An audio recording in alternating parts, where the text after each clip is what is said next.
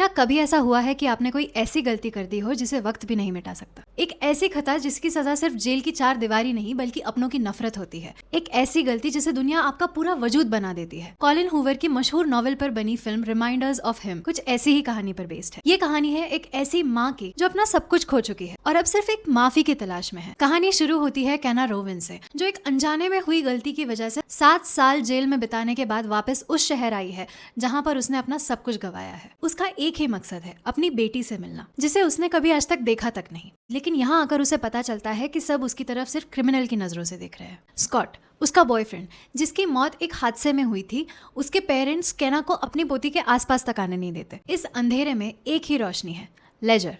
वो स्कॉट का सबसे अच्छा दोस्त था और अब केना और स्कॉट की बेटी का ख्याल रख रहा था। शुरुआत में लेजर के दिल में भी केना के लिए बहुत नफरत थी, पर जैसे जैसे वो उसे जानने लगता है उसे एहसास होता है कि हर कहानी के 2 पहलू होते हैं। ये कहानी हमें सिखाती है कि ग्रीफ की कोई एक्सपायरी डेट नहीं होती। स्कॉट तो चला गया, पर उसके पीछे छूटे लोग 7 साल बाद भी उसी हादसे में जी रहे हैं। रिमाइंडर्स ऑफ हिम सिर्फ एक रोमांस नहीं, ये रिडेम्पशन की कहानी है। ये सवाल उठाती है कि क्या किसी इंसान को उसकी सबसे बड़ी गलती से जज करना चाहिए? केना का रोल माइका मोनरो ने प्ले किया है एंड इन्होंने गिल्ट और होप के बीच का बैलेंस बखूबी दिखाया है। लेजर का कैरेक्टर प्ले किया है टायरिक विथर्स ने। लेजर का कैरेक्टर सबसे कॉम्प्लेक्स है क्योंकि वो कॉन्फ्लिक्ट में जी रहा है।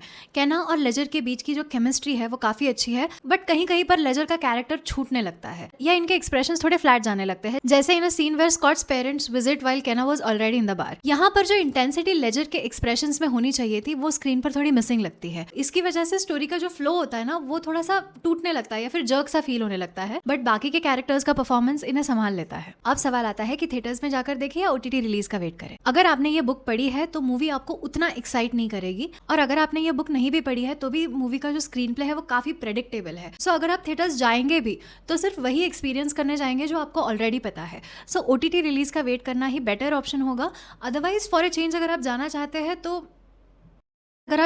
हैं तो सिर्फ एक्सपीरियंस के लिए जाइए। ये एक्सपीरियंस डेफिनेटली आपको रुलाएगा, थोड़ा गुस्सा भी दिलाएगा, लेकिन आखिर में सुकून देकर जाएगा। और जब भी आप मूवी देखेंगे टिश्यू का बॉक्स साथ में लेकर बैठना, क्योंकि Kenna's performance will definitely make you cry. और अगर आपने ये फिल्म देखी है तो जरूर बताना कि आपको ये फिल्म कैसी लगी। मिलते हैं नेक्स्ट वीडियो में। Till then bye.